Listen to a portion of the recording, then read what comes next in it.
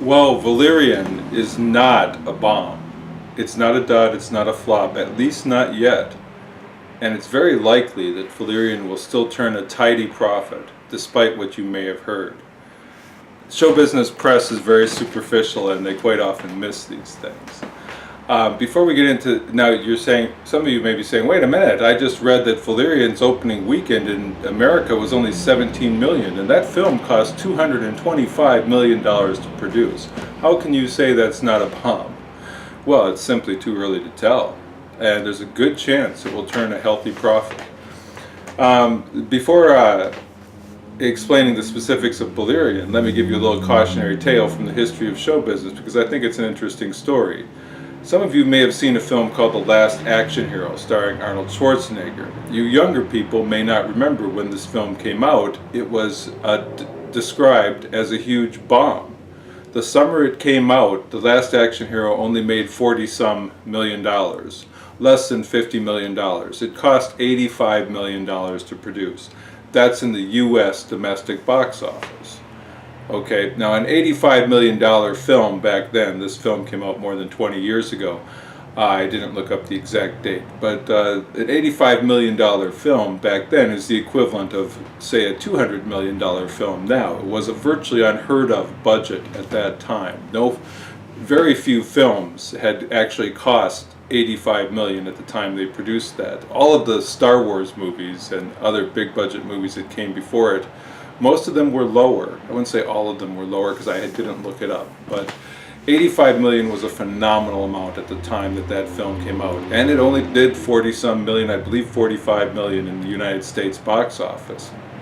And the critics, many of the critics had been waiting for an excuse to jump on Arnold with both feet, because many of these critics had pronounced from Arnold's earliest movies, they loved the bodybuilding movie Stay Hungry, because he was a bodybuilder playing a bodybuilder, and they liked him then. But the moment he was in Conan, which was a very cheap B movie, the critics pronounced him as being incapable of acting. He can't act. He's just a muscled head. He can't act. This is what the critics said. Now Conan made money, and they made a sequel, and the critics continued to double down on this idea that Arnold Schwarzenegger can't act. And even when Terminator became a big hit, a lot of the critics were forced to admit that Terminator was a great science fiction movie and that it was a great action movie and that it was a big hit, but they all doubled down on the idea that Arnold can't act. He's playing a robot because he's robotic, because he's always like that. He's always like a robot. He can't act. So the critics had been doubling and tripling down on the idea that Arnold can't act for a long, long time, and a lot of them secretly resented all of his successful movies because it made them look bad. It made them look like they didn't know what they were talking about. The public said, we don't care about acting, we care about Arnold, we just adore him, we like his movies. And so the critics were waiting for a movie to come out that they could declare was a huge failure. And they got their opportunity with The Last Action Hero, and they declared it was a failure with a vengeance. They wrote article after article about what a bomb it was, what a disaster, a train wreck. It was going to take down the studio. It was going to be the end of Arnold's career, and on and on and on. And of course, if you've seen the film, you know that actually it's not a bad film at all. I would probably rate it as my number 5 most favorite Arnold film after the three Terminators and Total Recall, but slightly ahead of Running Man and some of the other films he's been in. So not a bad film, but they declared it to be a bomb because it only made less than 50 million on a budget of 85 million. That looks like it's a bomb. But the fact is that when they counted all the box office worldwide, guess what happened? Worldwide box office of The Last Action Hero was 187 million. Okay, so that means it turned a $100 million profit at the box office. Okay, and now some smart aleck is probably saying, oh, but that's not all profit because you have costs of marketing and distributing. Well, indeed you do. And those costs can be high, especially on a big film. Those costs in this case were offset by the licensing. Everybody had wanted to produce merchandise for The Last Action Hero. Now, of course, that merchandise all sat unsold in the stores for the most part, at least in America. But the studio doesn't lose money on merchandise. I hope you all realize that if you're a film fan. The studio, the person that produces the t-shirts or the toys or the action figures or whatever you have, that's the person that takes the risk on the merchandise. The studio doesn't risk anything. The studio licenses the right to produce merchandise to a film, and those license fees are due before the film comes out. And how high they are is based on how well the film is expected to do. But those fees have to be paid before the film even comes out. So it's a guess, it's a gamble. You're buying a pig in a poke, so as to speak. And there were the licensing fees on The Last Action Hero, I remember reading at the time that they were more than $30 million. And when the film doesn't do well in America and you're stuck with a lot of merchandise here in America, that's just too bad, because those licensing fees, that $30 million, that's non-refundable. You don't get any of that back. The merchandise losses, if there are some, in America there were, it's borne by the producer of the merchandise. It has nothing to do with the studio. They just pocket your money that you paid them. So in the case of The Last Action Hero, it made more than $100 million at the box office overall, when you counted the worldwide box office. The licensing fees of more than $30 million more than offset all the costs of marketing and distribution. And then you have all the additional money that came trickling in over the years as they, allowed HBO to show it on their premium service. HBO paid for that. There was the broadcast cable rights. There's the broadcast rights to the film that the networks pay, the cable rights, the premium site rights that places like HBO paid. They all paid for the right to show that film. And then they put the film on DVD, and they made more money off it on DVDs. And just a few years ago, they put that same film on Blu-ray, and they made another pile of money selling the Blu-rays. And I think the Blu-rays actually sold pretty well, because over the years the film has held up pretty well among Arnold fans. And I believe that they made a pretty nice little pile of money off those Blu-rays. So was The Last Action Hero a bomb, like all the articles said? No, it wasn't. It was very profitable. It made more than $100 million at the box office. So how does this relate to Valerian? Well, Valerian is not counting on a big box office from America. It would be nice to get a big box office from America, but Valerian's not counting on it. The big place for Valerian to make its money is going to be in Europe, because that's where Valerian is a very familiar comic book character who's, is well known in some of these countries as Batman is here. Valerian has a huge international following. The other big market, so the big market for Valerian is going to be in Europe. The other big markets for Valerian are going to be in India and China. China loves a spectacularly visual action blockbuster, and I would look for Valerian to do very well in China. Is it potentially going to happen? Well, we won't know, but we will know that Valerian is slated to be released in China with a 9,000 screen release. That's a very wide release, and they have high expectations for it. And just this last weekend, it had its debut in Paris. It opened in Paris, which is the home of the Valerian comic strip. It was originally a French series of graphic novels. How did it do in Paris? It did very well. In fact, it did better than Dunkirk. I read that the Dunkirk weekend average per screen was 50 paid admissions per screen, whereas Valerian was running 197 paid admissions per screen. So that's very well. It was literally getting like almost 4 paid admissions for every one to Dunkirk. So that's doing very well, and it had over 9. They didn't give the money in what I read, but they said that Valerian over the weekend had over 9,000 paid admissions on 27 screens in Paris. Compared to Dunkirk, which was showing on 33 screens, it had a screen advantage, but Dunkirk only had about 5,000 paid admissions. So Valerian almost doubled the paid admissions of Dunkirk on slightly fewer screens when it debuted in Paris this last weekend.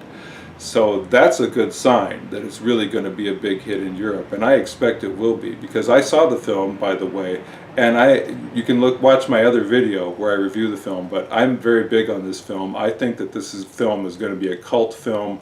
It's from the same director as The Fifth Element, and as I've predicted in my other video, I believe it will follow the same trajectory as The Fifth Element. It will not make a lot of money here in America when it came out. That's exactly what The Fifth Element did. But it will make a lot of money worldwide, just like The Fifth Element, and then it will ultimately be seen as a remarkable film and become something of a cult film here in America, and that's pretty much the way The Fifth Element has been as well. But some of you may be saying, well, how likely is it that it could really make that much in the international market? Well, let me give you just a couple quick figures before I wrap up this video. I'm going to have to look at my little piece of paper here. But some of you may remember earlier in the year there was a bomb, a flop, called The Great Wall. Do you remember that movie? How many people went to see The Great Wall? Hold your hand up. I'm not seeing very many hands out there. Okay, The Great Wall only made $45 million in the USA. Okay, so and it was a very expensive movie to produce. I don't have the figure at my fingertips, but it was, you know, the budget of that movie was probably more than $100 million, I'm guessing. Only made $45 million in the United States. American writers and critics pronounced it a flop, you know, a bomb, but they were wrong. If you had looked up The Great Wall, if you looked up at the top 10 grossing movies in the world before the summer blockbuster season started, it would have been on the top 10. It was on the top 10 this spring before the blockbuster season started. Now that the summer blockbusters are out, The Great Wall has slipped to number 16 in worldwide box office this year, but it's the 16th highest grossing film this year, and to date it has made $332 million. $45 million of that was in the US. The total worldwide box office to date is $332 million, with 86% of its box office coming from outside the United States. Let me give you one more example. How many of you saw a film called Kung Fu Yoga? Anybody? Anybody even heard of this film? Okay, it sounds like my kind of film. I like kung fu comedies. I like Stephen Chow's movies like Shaolin Soccer and Kung Fu Hustle. And if you haven't seen Stephen Chow's new movie, The Journey West, if you have Netflix, watch The Journey West tonight. I am telling you, if you liked Kung Fu Hustle, you are going to love The Journey West, because that's a brilliant, funny, action-packed, super cool film that you just must see. So, but I like Stephen Chow, I like Jackie Chan, I like kung fu comedies, I like movies with a sense of humor. So Kung Fu Yoga does sound like my kind of movie. But Kung Fu Yoga had a very, very limited release in the United States. In fact, its total United States box office is $363,000, not million, $363,000. That's 1/3 of 1 million, okay? But Kung Fu Comedy, Kung Fu Comedy, that's not the title of the film. Kung Fu Yoga, when I checked, I believe it was the 21st highest grossing movie worldwide this year. And its total box office take worldwide has been $254 million. And since it only made 1/3 of a million here, that means that 99.9% of its box office take has been outside the United States. So we have this nice little film called Kung Fu Yoga, has made $254 million in the international market and made zip in the United States. Very profitable film. Now, if Kung Fu Yoga can make $254 million in the international market, do you think, Valerian, it's possible that it could make $200 million in the international market? I'd say it's more than possible. It's probable. And getting 17 million in one weekend when you're up against Spider-Man and you're only on half as many screens as Spider-Man, or 1/3 as many screens, is not nothing. It made 17 million in the United States in one weekend. It'll probably wind up making 40 or 50 million in the United States, which will be not what it needs to break even, but it'll be a nice step in that direction. But the big markets to watch for Valerian are the European market, the Chinese market, and the market in India. And I predict right here and now, and you can call me on it if I'm wrong, but I'm predicting Right here, today is January. I lost 6 months. No, it's July. Okay, today is July 28th. Okay, I think. I'm predicting that Valerian will not only make its money back, but it will turn a healthy profit. And it will be because of the overseas European, Indian, and Chinese markets. The Chinese love films like Valerian that are spectacular and very visual and have a lot of action and comedy. The Indians also love, and I can call them Indians because they're from India. They're not native anything, they're from India. But the Indians love these kinds of films. And Europe is the home of the Valerian comic strip. It's where the Valerian comic strip is big. I predict a very big ticket sales in Europe for Valerian. So it's not, you may have read it's a bomb, you may have read it's a flop, it's a dud. It's not any of those things yet. And it won't be those things until the last worldwide ticket is counted. So time will tell, we'll see. But I don't think this movie is going to be a bomb. And as far as quality-wise, enjoyment-wise, you go see it because it's a fun movie. And if you're a science fiction fan or a comic book fan, you're going to like it. My kids have no axe to grind in this. They were 16 and 19, and they like it. They know nothing about Valerian. So I liked it, but my kids liked it too, and I think you're going to like it. And it's not a bomb. Not yet. We'll see. Time will tell. Wrap this video.